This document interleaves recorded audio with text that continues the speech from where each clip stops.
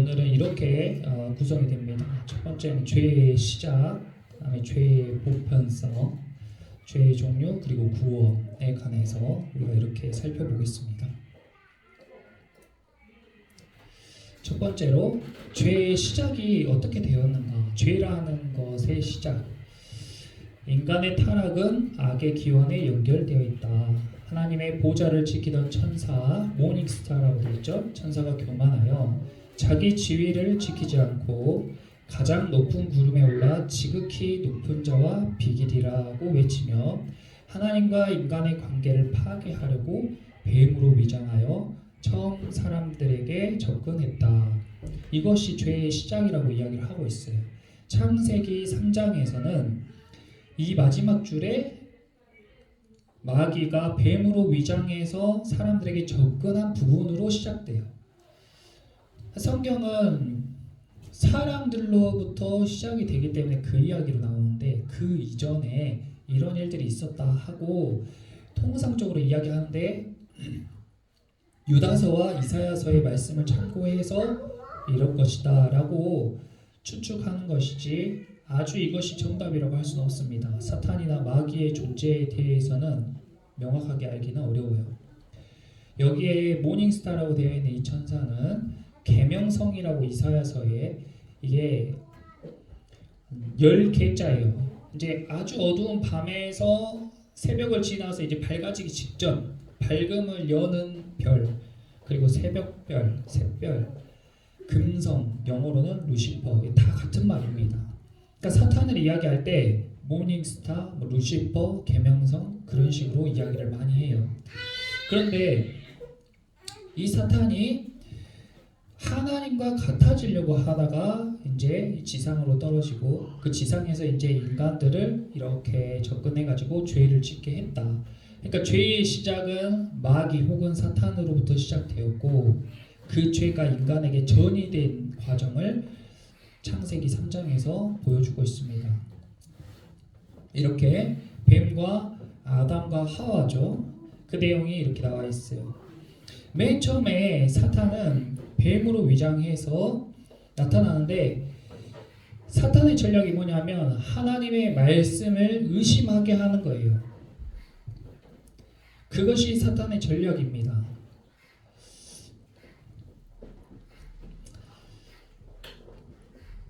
뱀이 하나님이 참으로 너희대로 동산 모든 나무의 실과를 먹지 말라 하시더냐 이렇게 하와에게 질문을 했어요. 그러니까 3장 3절에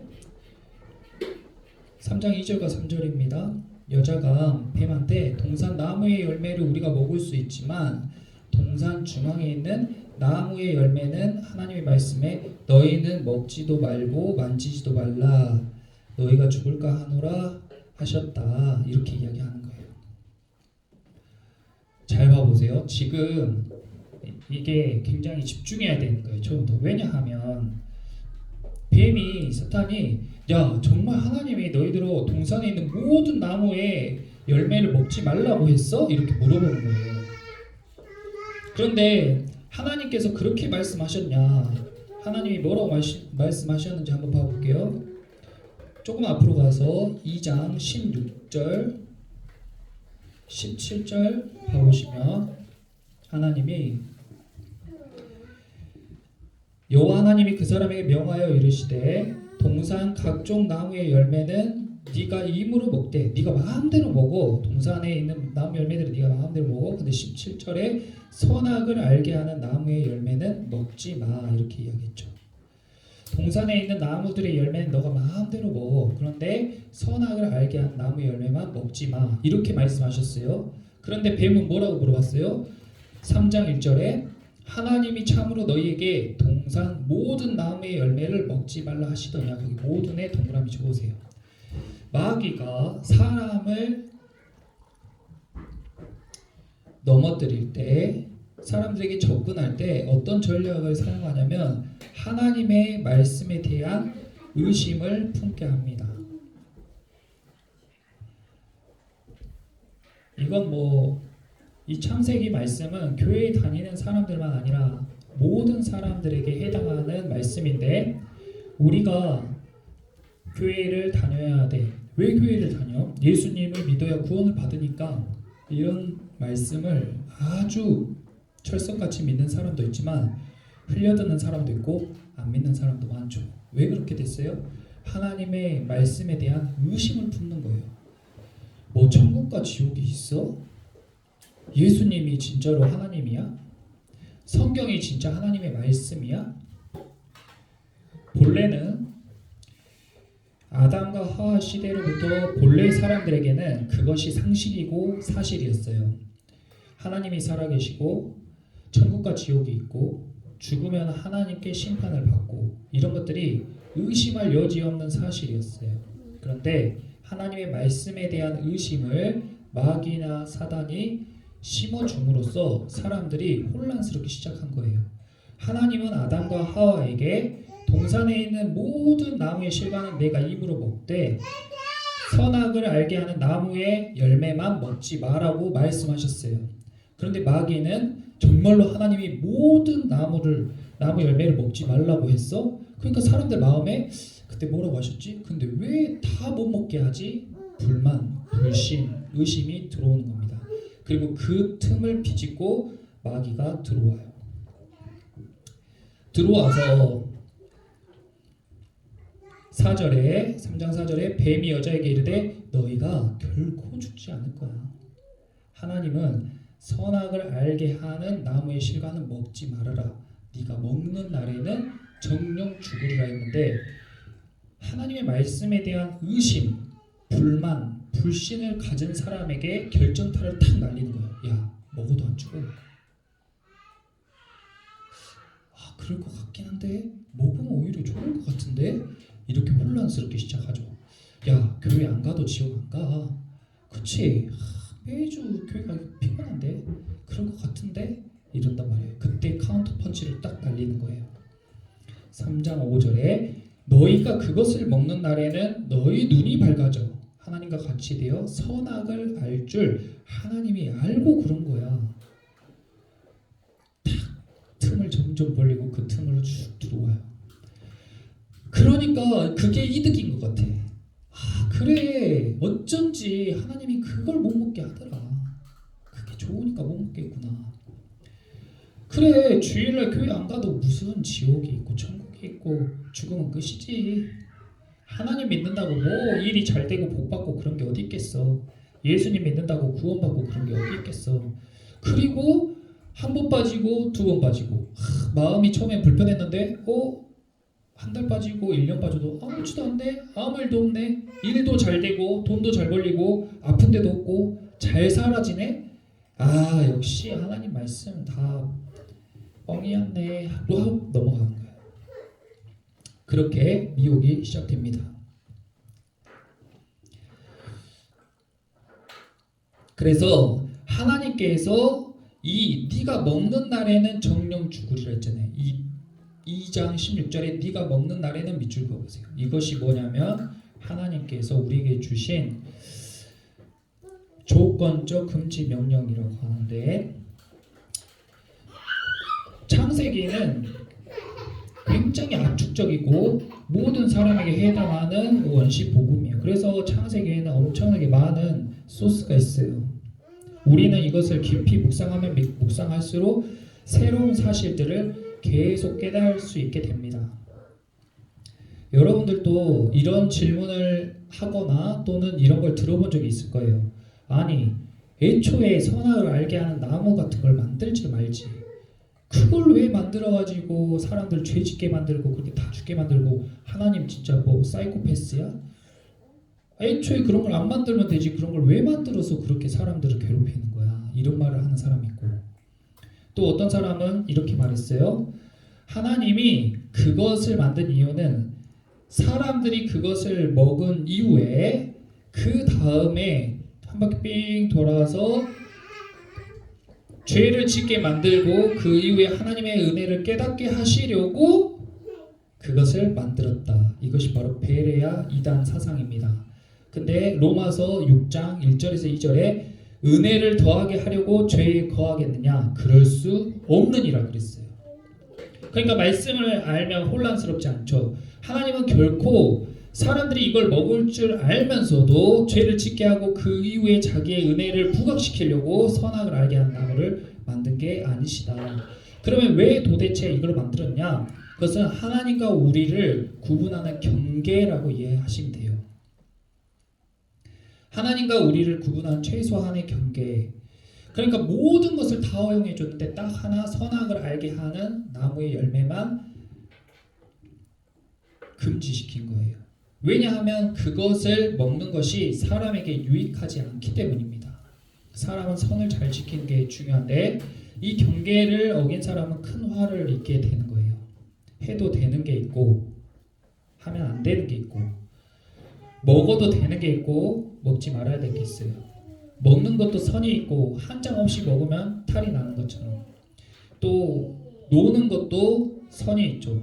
적당히 놀아야지 한 장 없이 놀면은 화를 입게 돼요. 친해도 넘어야지 말 선이 있고 남녀 간에도 어른과 아이 사이에도 있고 왕과 신하 사이에도 친구 간에도 다 선이 있습니다. 그렇죠? 그 선을 넘으면 안 되는 거예요. 남녀 간에 아무리 친하다 해도 넘지 말아야 될 선이 있어요. 친구 사이에도 해야 할 말 있고 하지 말아야 될 말 있고 해야 할 행동이 있고 하지 말아야 될 행동이 있어요. 아무리 친해서 다 허용해줘도 그래도 넘지 말아야 될 선은 있는 거예요. 하물며 하나님과 인간은 하나님은 근데 다 허용해 주시고 딱 한 가지 그걸 하지 말라고 하셨어요. 그것도 사람을 위해서 최소한의 단 하나 그것을 하지 말라고 한 거였어요. 이 선은 절대 넘지 말아야 될 선이었어요. 반대로 우리가 이 선을 지킨다는 것은 어떤 의미예요? 우리가 이 선을 지킨다는 것은 내가 선과 악을 판단하지 않겠다는 겁니다. 원래 사람은 아담과 하와는 하나님이 원래 지으셨을 때 선과 악을 판단하는 존재가 아니었어요. 선과 악을 판단하는 것은 하나님의 몫이고 하나님의 말씀대로 하나님의 뜻대로 살아가는 게 사람들의 원래 모습이었다고. 거기에서 행복하게 아름답게 잘 살았어요. 그런데 이 결정적인 선을 넘으면서 불행이 시작되고 죄가 시작된 겁니다. 엄청난 비극이죠. 3장 6절에 왜 그 선을 넘었냐? 마귀가 먼저 부채질을 하니까 잘 살고 있는데 마귀가 부채질을 하니까 보이지 않는 영, 어둠의 영, 우리 삶 가운데에 눈에 보이지 않지만 바람과 같이 실제하는 그 악한 영이 우리를 부추긴단 말이에요. 그런데 말씀으로 딱 무장이 돼 있으면 혼란이 없어요. 근데 하나님이 이렇게 말씀하셨나? 저렇게 말씀하셨나? 그건 좀 아닌 것 같은데? 내 상식이 안 맞는데? 이렇게 혼란스러우면 그 틈을 비집고 들어와. 6절에 여자가 그 나무를 본즉 먹음직도 하고 지게 동그라미 쳐보세요. 보암직도 하고 지게 동그라미 쳐보세요.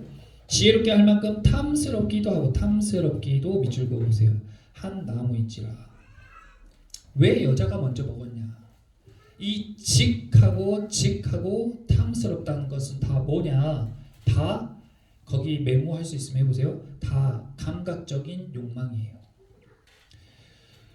마귀는 인간에게 와서 속삭입니다. 하나님은 없어. 하나님 말씀은 틀려. 그건 거짓말이야. 속삭여요. 그리고 어디를 건드리냐면 인간의 감성과 감각적인 욕망을 건드려요.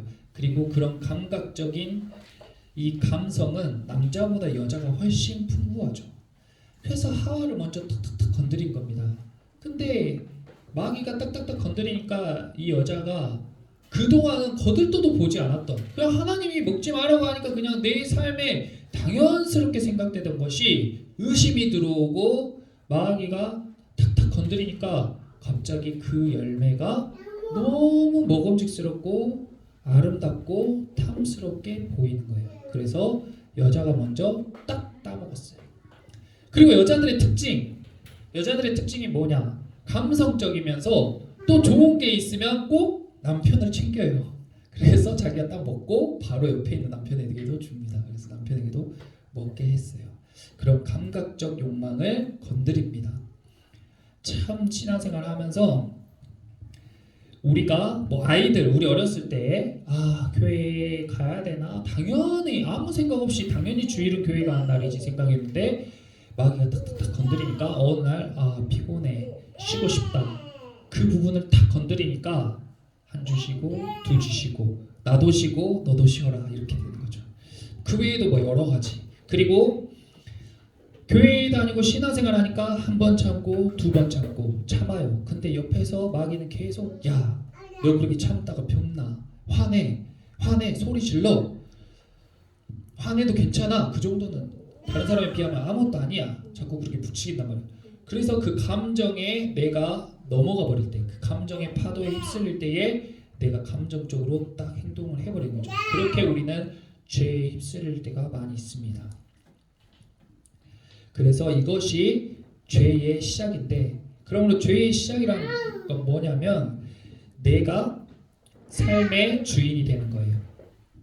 그 전에는 하나님이 중심이었어요. 하나님 말씀대로 우리가 살아가고 그것이 로봇처럼 살아가는 것이 아니라 내 자유의지가 있지만 하나님의 뜻과 하나님의 말씀이 내 삶의 길이 되어서 그 길을 따라 살아가는 것이 내 삶이었는데 내가 하나님의 말씀을 거역하고 선악을 알게 한 나무를 딱 따 먹어버리는 순간 내 삶 가운데 선이 뭐고 악이 뭔지를 판단하는 주체가 내가 됐단 말이에요. 그것이 바로 죄의 시작이에요.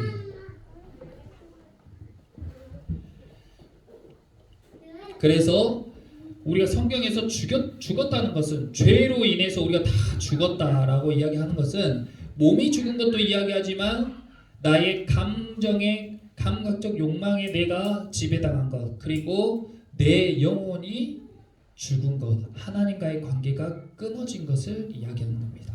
죄로 인해서 우리는 다 죽게 된 거예요. 죄는 이렇게 시작됐습니다. 두 번째 죄의 보편성. 죄의 보편성이라는 것은 우리가 다 죄인이라는 거예요. 저도 죄인이고 여러분도 죄인이고 하물며 저 착하게 생긴 설아도 다 죄인이라는 거예요.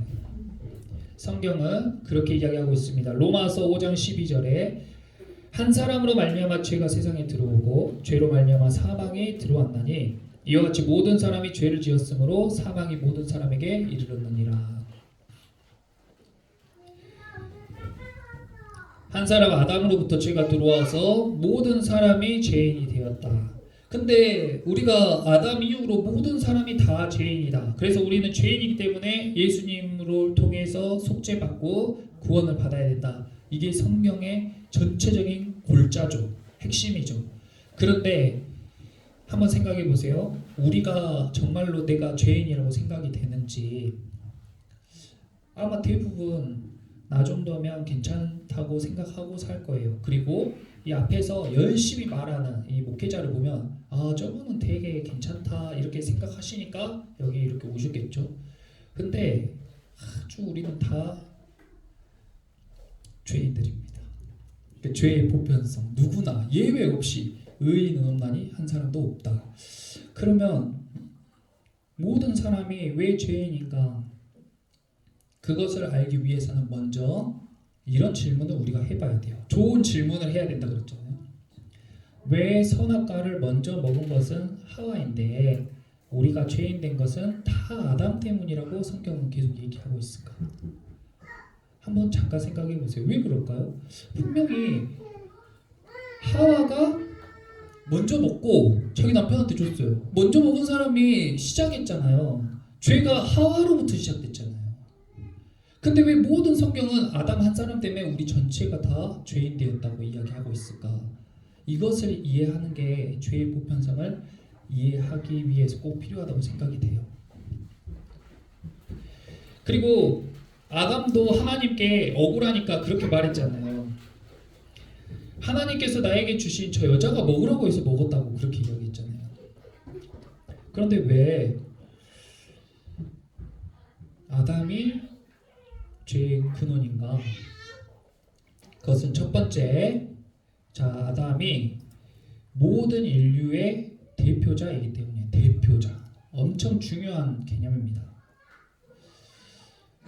하나님이 아담을 대표자로 세우셨어요. 자, 2장 봐보세요. 2장 15절에 여호와 하나님이 그 사람을 이끌어 에덴 동산에 두어 그것을 경작하며 지키게 하시고, 거기 그 사람의 그 동그라미 적으세요. 그냥 사람이 아니고 딱 지칭했어요. 우리 중에 그 사람, 한 사람, 더라고, 영어에도 더라고 붙으면은 그 사람 아니면 그 나라 이렇게 딱 지칭하는 말이 되잖아요.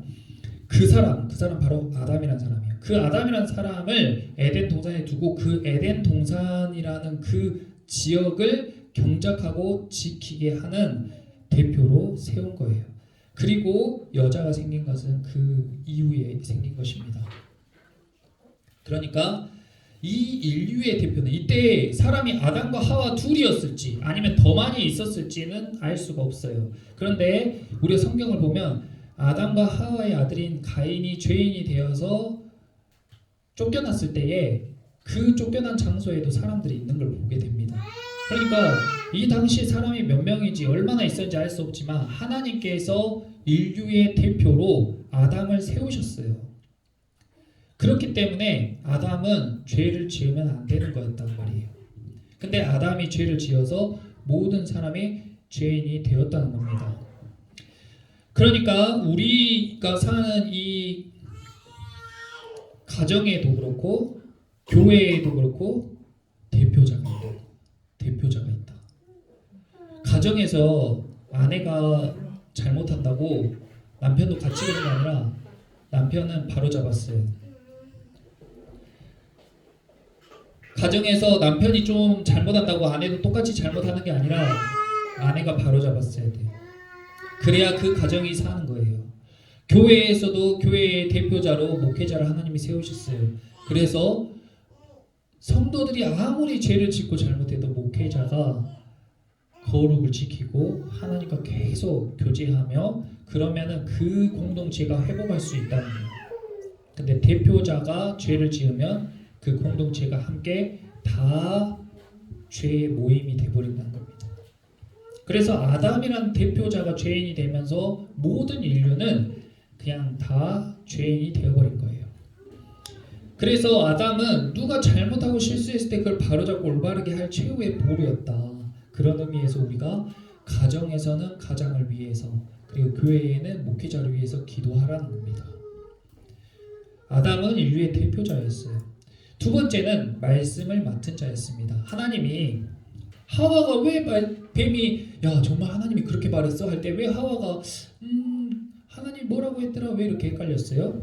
하나님께서 2장 15절 16절에 이렇게 해라 하고 명령했을 때 그것을 들은 사람은 하와예요 아담이에요? 하나님의 말씀을 들은 사람이, 하나님의 말씀 받은 사람이 하와예요 아담이에요? 아담이죠. 그러니까 말씀 맡은 자가 하나님의 말씀을 바로 알고 잘 전해야 할 의무가 있었는데 아담이 하와에게 잘 전했어도 하와가 몰랐을 수 있지만 아마도 아담이 하와에게 전달을 잘 못했을 수도 있습니다. 중요하지 않다고 생각했을 수도 있고 자기가 잘 몰랐을 수도 있어요. 그냥 하와한테 야 하와 다 먹지마, 그냥 먹지마, 하나님 먹지 말라고 했으니까 먹지마 이랬을 수도 있어요.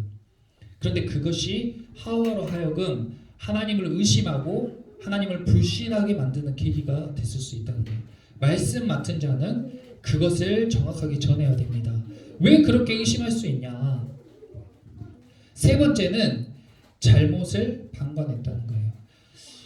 뱀이 하와를 막 이렇게 꿰일 때 뱀이 야 하와야 정말로 하나님이 동산에 있는 나무들을 다 먹지 말라고 했어? 이렇게 말씀을 탁 왜곡했을 때 그때 하와가 동산 중앙에 있는 나무의 열매는 먹지도 말고 만지지도 말라고 했어. 하나님이 언제 만지지 말라 했어요? 그런 말 한 적이 없잖아요.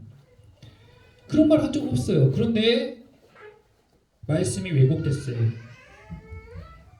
뱀이 야 너희가 결코 죽지 않을 거야, 너희가 하나님처럼 될 거야 할 때에 그 여자가 뱀의 말을 듣고 선악을 알게 하는 나무 열매를 딱 먹으려고 할 때 그때 그 옆에 누가 있었어요? 여자의 옆에 아담이 있었습니다.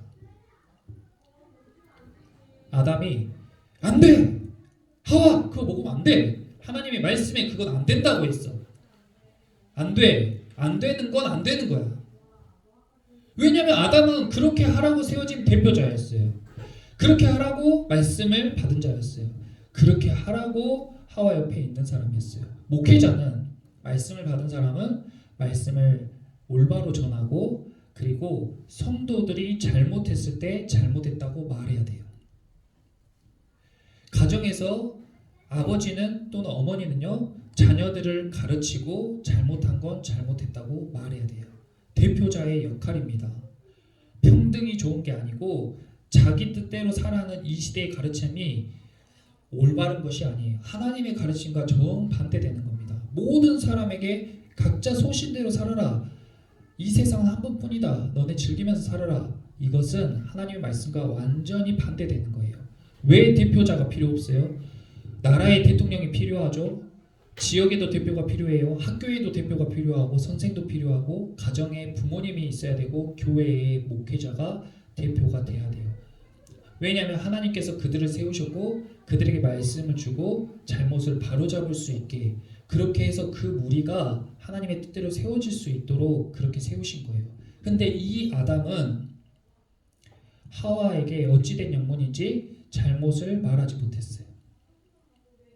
그리고 비겁하게 나중에 어떻게 해요? 하나님께서 책임을 물으니까 저 여자가 그랬어요 하고 책임을 떠넘기는 거예요. 비겁하죠. 대표는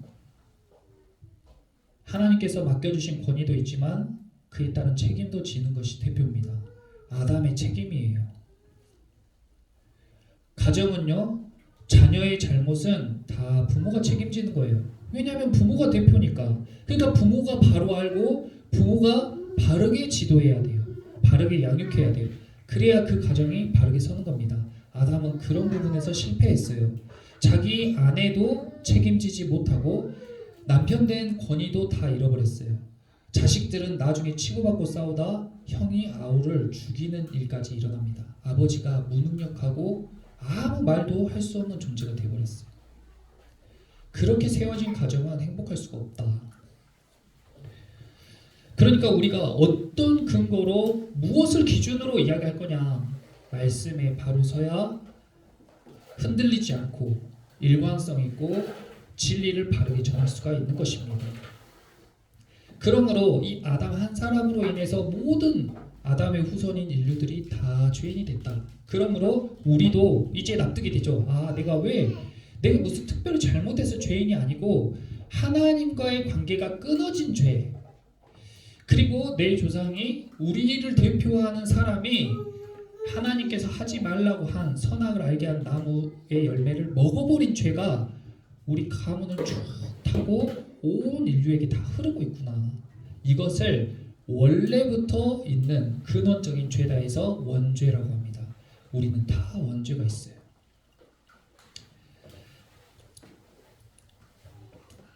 그래서 이 원죄라는 것은 인간 존재 자체에 내재된 죄예요. 그러니까 모든 사람이 저기 선아같이 천사같이 생긴 아이들에게도 이 원죄가 다 가지고 태어난단 말이에요. 왜냐하면 우리는 아담이라는 인류의 대표자를 통해서 나온 그룹이기 때문에 그래요.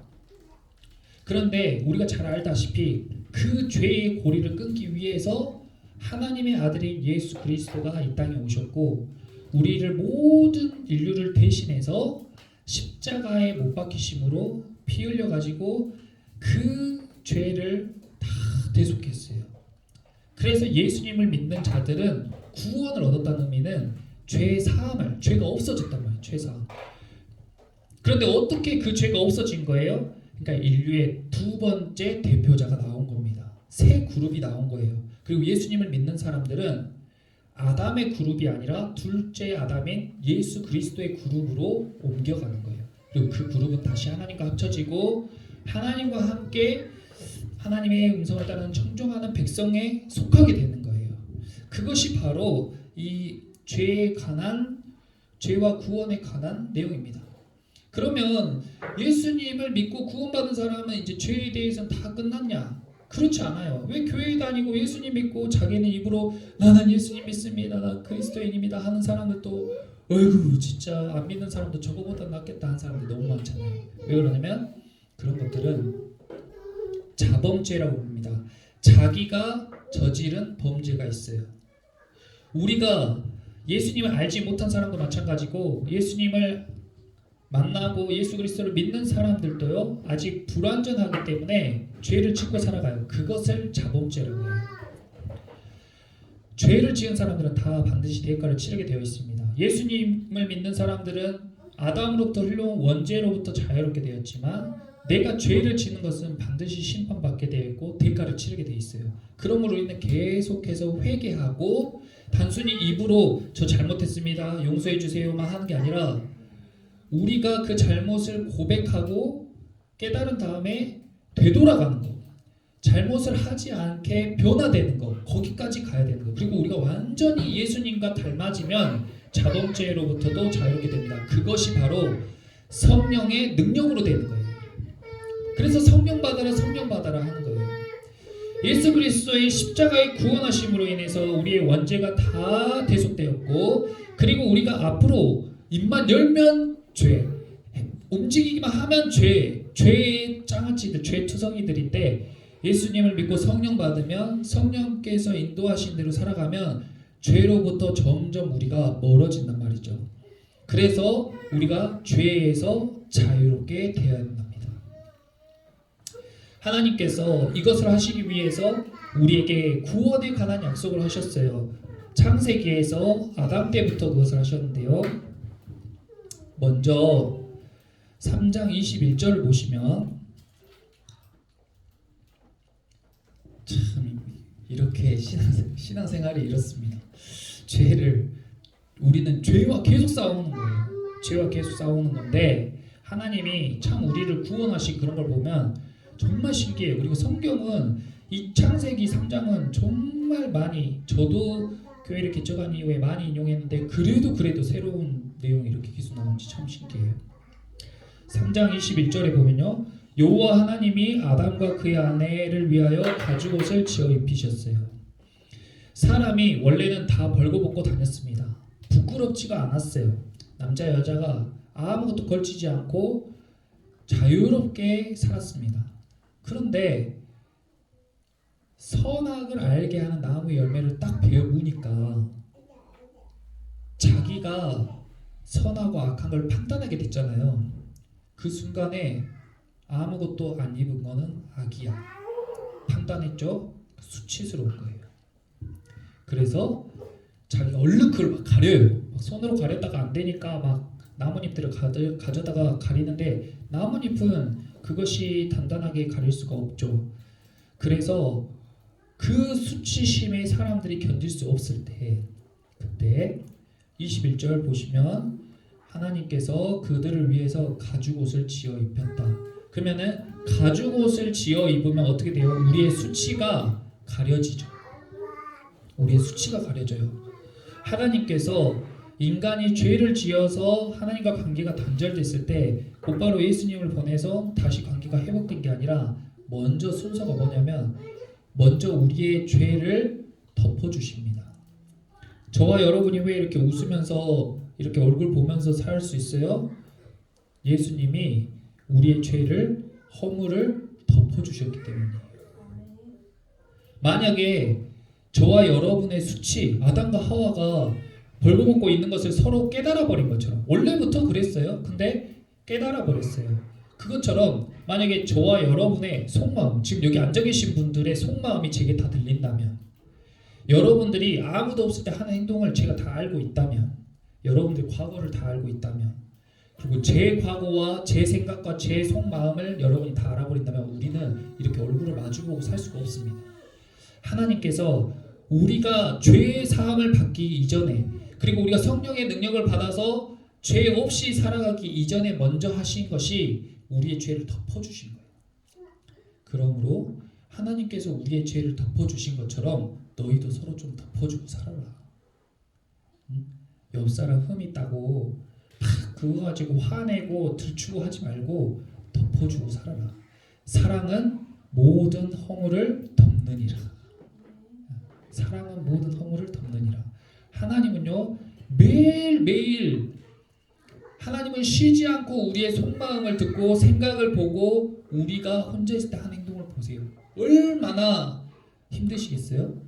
우리가 사람들의 그 황당한 모습들을 CCTV 같은 걸로 봤을 때 어떻게 사람이 저러지? 불편스럽잖아요. 하나님은 전 세계 모든 사람들이 그걸 계속 보고 듣고 계세요. 그래도 어이구 저것도 다 쓸어버려야지가 아니고 그래도 기다려주고 안아주고 사랑해주는 거예요. 내가 암탉이 알을 품듯이 너희를 품은 것이 몇 번이냐 말씀하신 것처럼. 그러니까 너희도 좀 서로 사랑해라. 그래서 먼저 우리 허물을 덮어주셨습니다. 그리고 15절에 내가 너로 여자와 원수가 되게 하고 뱀이죠. 네 후손도 여자의 후손과 원수가 되게 하리니 여자의 후손은 내 머리를 상하게 할 것이요 너는 그의 발꿈치를 상하게 할 것이니라. 이것이 바로 이 여자의 후손이 예수 그리스도죠. 그래서 예수님은 남자를 모르는 여자에게서 나온 거예요. 모든 인류는 남자의 씨로 태어납니다. 그러니까 사람은 다 남자의 후손이에요. 근데 유일하게 한 사람만 여자의 후손입니다. 그게 누구냐면 예수 그리스도예요. 예수님은 남자를 알지 못하는 여자에게서 태어나셨어요. 그러니까 동정녀 마리아가 왜 중요하냐? 남자를 알지 못하는 여자가 성령으로 아이를 잉태해가지고 아이를 낳게 됐다는 거예요. 그래서 그 하나님의 약속대로 여자의 후손인 예수님이 태어나서 그래서 우리 모든 인류의 죄를 대속하고 우리를 구원받게 해주셨다. 사도행전 2장 21절에 누구든지 주의 이름을 부르는 자는 구원을 얻으리라. 그래서 예수 그리스도를 믿으면 우리가 우리를 대표해서 모든 죄를 다 감당하시고 피 흘려 죽으신 아주 거룩하지만 억울하게 죽으신 그분 때문에 이 죄인인 우리의 죄가 대속되어지는 은혜를 그 그룹으로 우리가 옮겨졌을 때에 함께 아담 때문에 죄인 된 것처럼 예수님 때문에 의인이 되는 거예요. 그게 이해가 되시죠? 우리가 아무 잘못도 없는데 아담 때문에 죄인으로 태어난 것처럼 우리가 아무것도 한 게 없는데 예수님 때문에 의인으로 태어나게 되는 거예요. 그래서 우리는 새로 태어난 거듭난 사람들은 예수님이 대표로 하는 그룹으로 태어난 사람들은 예수님 덕분에 의인이 되신 줄 믿으시기를 바랍니다. 그래서 거기서부터 판이 다 이루어져야 돼요. 목적이 이끄는 삶에서도요 제일 처음이 하나님으로부터 시작이에요. 나로부터 시작한 사람은 이걸 이해할 수 없어요. 신앙의 출발은 하나님으로부터 시작되는 겁니다. 나를 중심으로 보면 난 진짜 죄인이 아니에요. 그런데 하나님 중심으로 보면 난 진짜 죄투성이에요. 나를 중심으로 보면은 난 좀 괜찮은 사람이에요. 근데 하나님 중심으로 보면 나는 진짜 죽어도 할 말이 없는 죄인이에요. 나를 중심으로 보면은 내 뜻대로 하지 않은 하나님이 나빠요. 근데 하나님 중심으로 보면은 말도 안 되는 소리입니다. 예를 들어보면 저는 이제 강아지로 예를 많이 드는데 우리 요즘 강아지 키우시는 분들이 많이 있잖아요. 얼마나 강아지를 자식처럼 키웁니까? 진짜 자식처럼 키우잖아요. 이름도 지어주고 방 안에 심지어 잘 때도 같이 데리고 자는 사람들도 많이 있어요. 그런데 그렇게 강아지로 예를 들어볼게요. 내가 강아지를 한 마리 데려와서 키우는데 정말 내 자식처럼 키우고 그 강아지에게 이름 붙여주고 그리고 집안에서 나와 같은 음식을 먹게 하고 그리고 강아지가 같이 행복하게 살 수 있도록 내가 다 서포트를 해줬어요. 그런데 강아지가 워낙에 배변 활동을 할 때 구분을 못 하잖아요. 사람처럼 화장실에서 변기 올리고 살 수 없잖아요. 그래서 바닥에 뭘 깔아줘요? 강아지들 위해서? 그죠? 배변 패드를 깔아주잖아요. 그게 바로 경계예요. 그게 바로 선이에요. 야, 너희는 똥오줌을 화장실에서 쌀 수는 없으니까 너희는 여기에다가 똥오줌을 싸라. 내가 이걸 계속 깔아줄게. 그럼 강아지가 거기에다 그냥 싸면 돼요. 근데 강아지들이 잘 다니다가 뭐에 홀렸는지 언제부턴가 왜 꼭 저기에다가 싸라 하지? 하고 똥오줌을 아무 데나 싸기 시작해. 이거 편하다. 진작에 이렇게 쌀걸. 그리고 절대로 우리가 먹는 음식 식탁에는 올라오면 안 돼. 식탁에 올라오려고 하면 안 돼. 사람이 먹는 음식에 입을 대려고 하면 안 돼 하고 제재했어요. 그것이 선이죠. 근데 강아지들이 언제부턴가 밥을 먹을 때 식탁에 올라가고 주인이 먹을 음식을 막 해집고 다니기 시작해요. 거기다 얼굴을 파묻고 막 먹어요. 상상해 보세요. 내가 가족과 함께 밥을 먹으려고 맛있게 음식을 차려놨는데 개가 식탁에 올라가지고 그걸 다 해집고 다니고 생각해 보세요. 그러면 그 개를 어떻게 해야 돼요? 민영 성도님 그 개를 어떻게 해야 돼요? 혼내도 계속 그래요. 똥 오줌도 막 이렇게 다 아무데나 싸고 가족들이랑 밥 먹으려고 음식 다 차려놨는데 식탁에 올라서 막 하면서 막 다 해집고 얼굴 파묻고 막 이렇게 음식. 그렇죠. 펜스를 만들거나 집 밖에다가 키워야겠죠. 하나님이 그렇게 하신 거예요. 그래서 사람을 그렇게 보냈어요. 그리고 그렇게 보내고 그냥 끝난 게 아니라 자기 아들이 있는데 그 강아지들을 너무 사랑해가지고 어찌된 일인지 그 아들이 자기 하나뿐인 아들이 아버지 제가 개가 돼가지고 저 개들이 다시 잘 지키도록 제가 본이 돼볼게요. 저 좀 보내주세요. 아 그래? 그러면 너 가서 그렇게 해봐라. 그래가지고 아들이 개가 돼가지고 개들 틈에 가서 자 해변 시티에 똥오줌도 잘 싸고 주인이 시킨 대로 잘하는 본을 쫙 보인 거예요. 근데 강아지들이 자기들끼리 자기 본능대로 살고 있는데 이 말 잘 듣는 개가 너무 꼴보기 싫은 거예요. 아 진짜 우리 지금 편하고 우리끼리 잘 살고 있는데 쟤 왜 저러는 거지? 왜 우리 룰을 파괴하지? 하고 그 말 잘 듣는 아들 강아지를 물어 죽여버렸다. 그러면은 주인 입장에서 개들이 이제 어떻게 해야 돼요? 내 자식을 물어 죽여버렸어. 내가 키우던 개가 내 사랑하는 자녀를 물어 죽여버렸어. 그럼 어떻게 해요?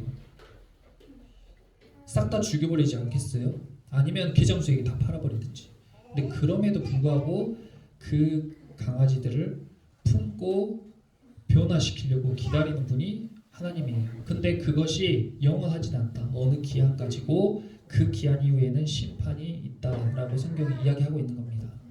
제가 강아지에 비유해가지고 기분이 나쁘실 수도 있는데 그러나 제가 생각하기에 하나님과 우리를 비교하면 우리는 더 하찮은 존재예요. 성경에는 우리가 먼지 같은 존재라고 우리는 먼지 같은 존재라고 이야기하고 있어요. 우주에서 물 한 방울 같은 존재예요.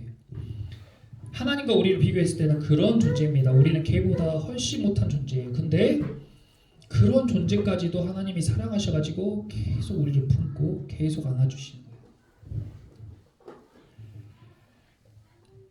그렇게 죄와 구원은 성경에서 그렇게 이야기하고 있어요. 죄는 그렇게 시작됐고 우리는 죄인이고 그것을 깨달아져야 신앙생활의 시작이에요. 이 죄의 문제를 어떻게 할까 고민하다가 찾은 해답이 예수 그리스도. 주님께서 우리의 죄를 대속하신 것을 경험했을 때에 삶이 완전히 바뀌는 경험. 아담과 하와가 하나님이 처음 만드셨을 때의 그 모습을 우리가 간접적으로 느끼는 그 경험을 하게 되는 겁니다. 아, 하나님의 말씀대로 살아가는 게 즐겁고 행복하고 안전하다. 내 통장에 잔고가 많이 있을 때 느끼는 안전감과 다르게 하나님과 함께 동행하시고 내가 정말 살아갈 때 하나님이 늘 나와 함께 해주신다는 그 믿음이 주는 안정감이 훨씬 더 실제적이라는 것을 우리가 깨닫고 예수님의 은혜, 예수님의 사랑, 길 대신 예수님과 동행하는 것, 그런 것들을 느끼며 살아가는 거예요. 오늘 말씀을 통해서 죄에 대해서 깨달아지고 세례 요한이 회개하라 천국이 가까이 왔다라고 이야기한 것처럼 거기서부터 천국이 시작이니까 오늘 말씀을 통해서 천국이 경험되고 천국을 누리게 되는 저와 여러분 되시기를 예수님의 이름으로 축복하고 기도합니다. 아멘.